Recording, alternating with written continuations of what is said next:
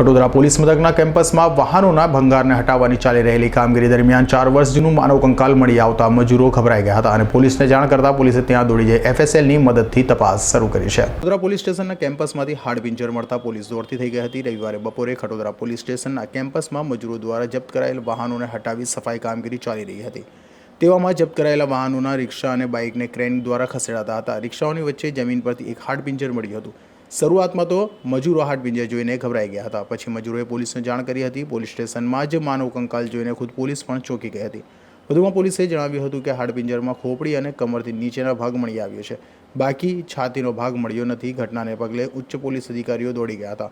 પોલીસે હાડપિંજર બાબતે એફએસએલની મદદ લીધી છે। વધુમાં પોલીસે કહ્યું હતું કે 3 થી 4 વર્ષ જૂનું હાડપિંજર ભિક્ષુકનું હોય એવું લાગે છે, જેનું પીએમ કરવું અશક્ય છે, તેથી કંકાલનું ફોરેન્સિક પીએમ કરાશે। કોઈ શખ્સ ચોરી કે પીવા ખાવા કે સૂવા માટે આવ્યો હોય તે સમયે જાડી ઝાંખરમાંથી સાપ કરડ્યો હોઈ શકે તેવી આશંકા પણ પોલીસ કરી રહી છે।